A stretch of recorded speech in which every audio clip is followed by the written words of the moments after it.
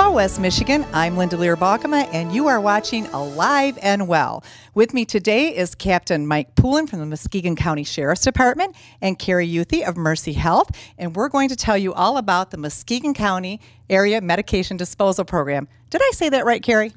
You did. It's Muskegon Area Medication Disposal Program. Okay. Thank you for having us. Yeah, well, thank you for being here. Sometimes those titles are a mouthful, so we abbreviate. What's the abbreviation? MMAMPD. No, MA. MA. MDP. Okay, Carrie, tell our folks what the website is to get started. Sure, you can visit us at mamdp.com for more information on our sites where you can take back your medications and sharps and when our next events are. Okay, so that brings us to what this is all about, and how many years have you been doing this now? We're now celebrating our 5th year. Okay, it's a fun event. I know you do it at several locations, and it's all about getting those medications that sit around in our cupboards for a long time that you should never put down the toilet, you should never flush, and getting them where they need to be for proper disposal. So, Captain Poulin, there's some drop-off locations additionally, aren't there? Yes, there are. Throughout the county of Muskegon, every law enforcement agency, the sheriff's office has 2, but there are drop boxes there, or you can go to your local pharmacy to drop them off also. Okay, and to kick off this year's event, where are people going to go to drop off their medications? Norton Shores Fire Department is going to be our host this coming April 18th, and it's from 9 to 1. We're really excited to be able to partner with them again because it's a great location to come and clean out your medications and drive through. It's great, easy access right off the highway off of US 31. And folks really do appreciate it because we get them in and get them out. If you have events to go to, we don't hold you up for it. I actually volunteered at one of these events a couple years ago, and it was really fun. It was at the Muskegon Township Fire Department. Folks pulled in their cars, and it's drive-through service. There's no questions asked. You hand over your bag of medications. They check them off. They mark them. You're on your way. And sharps. What are sharps disposals for some people that might not know? Well, sharps, any needles that you may have at your house that you've already used, we have containers there. We do ask that they do come secured and packaged if they can, just for the safety of our volunteers. Yes. From there. But we do collect those also. Okay. Yeah, a lot of diabetics have sharp needles laying around in those containers. So how did this all get started? Started about 5 years ago. We were looking for places. We were hearing patients had nowhere to go to reduce or to throw away their old medications. Started researching it and finding out there was no locations. And we're finding our waterways were becoming polluted. The landfills are becoming polluted with the sharps and the old medications. And we, first it started out as an environmental thought. And then when we started working with Captain Poulin and his team, we found out about the diversion issue. And then also about the safety issues through the hospital for patients who may be giving old medications to maybe their children. And they're expired, and that actually could be harmful. It can be harmful. And another scary thing is sometimes kids go over to grandma's house or teenagers, and they can get into some medications they shouldn't. Have you seen quite a bit of that? We have experienced it in the reports that we've taken, but it's one of those things. It's the type of crime that it's really hard to track because a lot of times mom and dad or grandma and grandpa really don't know what they're missing out of their cabinet because a child or a teen may not be taking all of it at one time, just taking a little bit, sharing it with their friends or anything like that. So anytime we can get rid of any of that old, unused, medications that are sitting in their cabinets unsecured is positive on both sides. That is. What a great program. Now, are you just doing the one event this year, the big event, or will there be others throughout the year? It'll depend on how well the turnout is, because we actually have been finding our drop-off sites that throughout the year at the pharmacies and the different law enforcement places have had really great success. And people don't have to wait. So we'll just see how this one goes. It's the first year without the DEA doing any public awareness with it, and kind of back when we first started. So we've actually collected over 8 tons of medication so far to date. So we're really excited about that.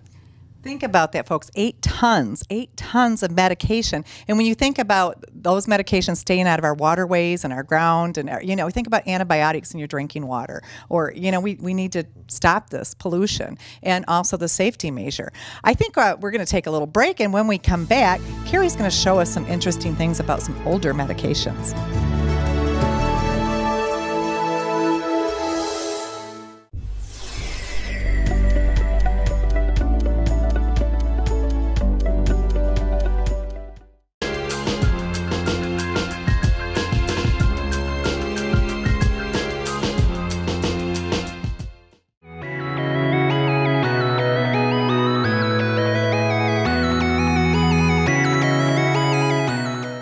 City Glass and Mirror features glass for every purpose, servicing both residential and commercial, Their full-service showroom displays every aspect of what City Glass has to offer. Handrails, closet systems, replacement windows, bath hardware, shower doors, and custom mirrors. They even offer auto glass and storefronts to see all they have to offer. City Glass and Mirror, located at 100 West 7th Street in Grand Haven and 631 Commerce Court, Suite 10 in Holland. Appliance shopping can be confusing. At Seaway Appliance, we make it easy as 1, 2, 3. 1, we have a great selection of home appliances to choose from, and we offer competitive pricing. 2, the staff is friendly and knowledgeable, and our customers can enjoy a no-pressure experience. 3, we have our own professional service department. Plus, because we're a brand source store, you know you're getting the best deal possible, saving you money. Where are you going to shop for your next appliance or TV? Seaway Appliance. Thank you for your business. Seaway Appliance. ASAP Auto Sales, located at 2486 South Getty Street in Muskegon, offers a wide selection of reasonably priced used vehicles from cars and trucks to vans, SUVs, and four-wheel drives. With new selections coming in every day, ASAP's lot is always full, which means whenever you drop in, there's about 100 vehicles to choose from. With a wide selection of vehicles, both domestic and import, they have it all. ASAP Auto Sales, 231-830-9000.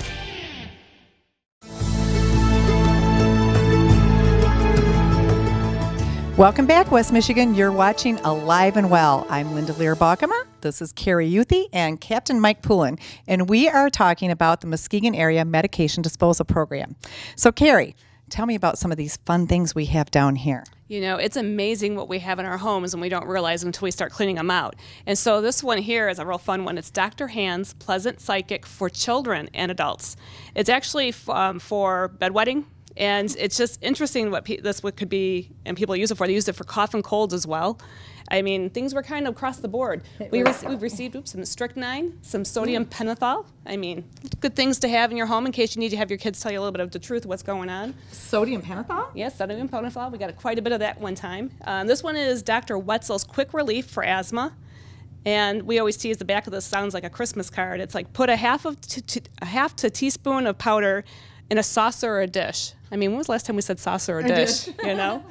And then, here's another great bedwetting one, too. This is the bedwetting relief for the relief of incontinence and urine in children. And look at this bottle. It's got the cork on top. Wow. Wow. I know. Sorry, antique dealers, no, you cannot get your hands on this stuff. Believe it or not, it's lethal. It's very lethal to have this around the house. And some grandparents still have this around. They really do. And it's important to get these disposed of properly for a number of reasons. Captain Poulin, share with us, again, some of those reasons. Well, one of the important things is it's not just that we're dealing with old medications, all right? We're getting an excessive amount of new medications that are not being used. We're finding that a great deal of people, and I don't want to use the term over-medicated, but the prescriptions that they're just getting more than they need for the period that they're being treated. And they don't have anything left to do with them. So they're just sitting around the house.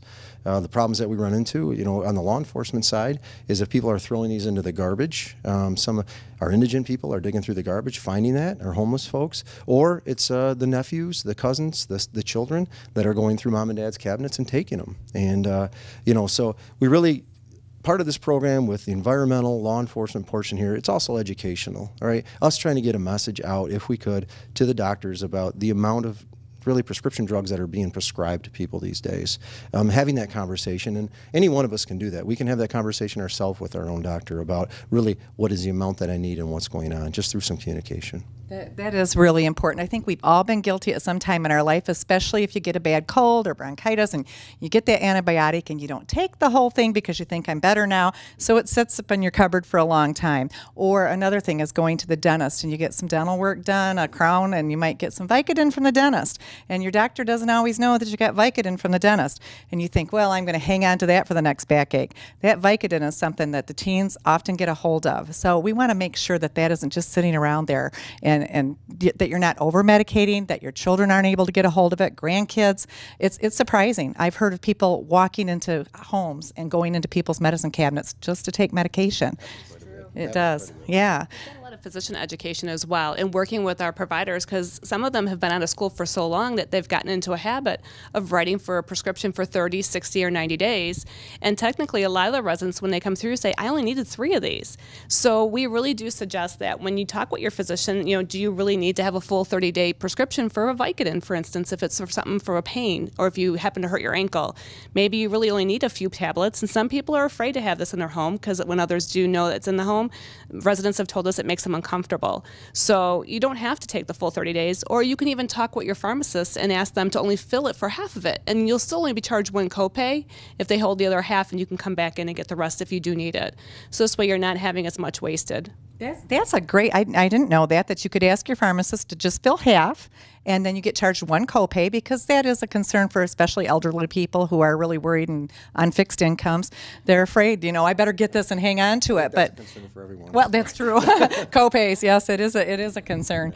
Okay, so tell me a little bit more about the upcoming event, and it's a community-sponsored event. A lot of volunteers come out. We have a great deal of volunteers come out. Members of the Norton Shores Police Department will be there. Volunteers from the Muskegon Police Department will be there, and it's just, on the law enforcement side, just a great group of people they're out every time, every event, there to help us.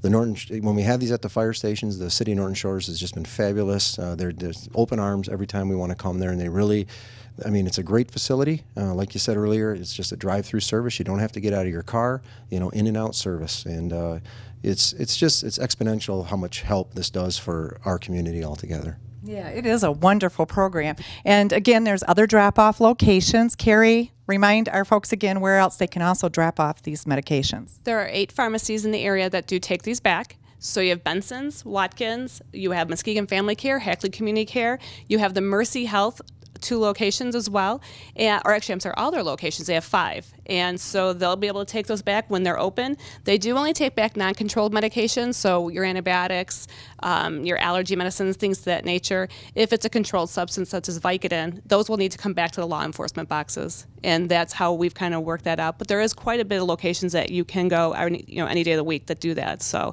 and the best part of all the programs, they're free. There's no charge, and as that Captain Pullen mentioned, there is no questions asked for anything.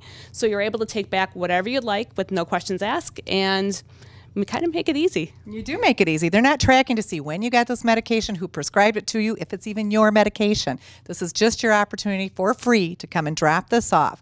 And we talked a little bit about controlled substances and the basic, your antibiotics are not controlled substances. But Captain Pullen, can you tell us a little bit more about what might be controlled substances?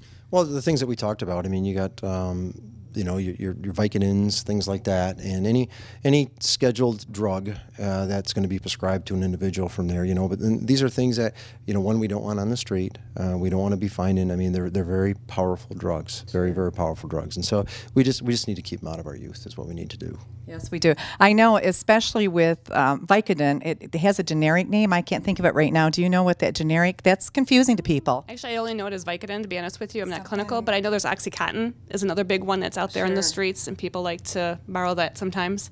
But yeah, there's quite a few that are out there, and it is just really good to be careful with them. Something that ends with, I think, methacoadone or something. It's another name for Vicodin. It's the generic prescription. So a lot of people may have that and not realize that it's actually Vicodin, and it is a controlled substance, and that should be. And that's another great thing about this medication disposal program is there are people there to identify what is controlled and what is not controlled, just basic medications. And it's also great, too, when you come, you don't have to mark your name off the labels, as the process is once you drop them off, a pharmacist takes a look to see if it's a controlled or non-controlled. They're not looking at anything more than that, and then it gets placed into a bin, and those bins are then secured by law enforcement after the event, and they take them out to an incinerator that is designed specially for this process and incinerates them. So if you think about a barrel about 150 150 pounds, excuse me. It's about this wide and about this tall. It will burn to the ash to the palm of my hand. Oh, wow. And That's amazing, so it's the best of all the options that we have right now for recycling medications. And the other part that's great about our program, if a medication that comes in and it fits criteria and it's a brand new medication, we can actually return that back into the community through another program. And so it goes into help those who don't have prescription coverage, and they can then get their medications through that program with the health department or health project. They can call them for additional information. Okay, yes, the Muskegon Community Health Project, they're very good about helping people that don't currently have prescription coverage, and that's a good point. If it hasn't expired yet and there's some folks out there that really could use that medication, it gets recycled properly, but it's checked out by authorities, medical professionals, so you're not getting something that isn't appropriate. Okay, well, and anything else you'd like to tell our viewers about this event? Just that it's going to be a great day, and I hope they can come out April 18th from 9 a.m. to 1 p.m. at the Norton Shores Fire Station on Pontaluna Road. Okay, wonderful. Right. Thank you. Carrie, any last words from you? You know what? We have been the largest collection site for the state of Michigan, according to the DEA here, and it's just made us amazed in how wonderful our community has been in sponsoring this program and making sure they participate and making it a more healthier as well as safe environment for everybody involved. So we thank them for that very much. Okay, and thank you, Muskegon, for making this program work, and make sure you come out and get rid of those unused medications.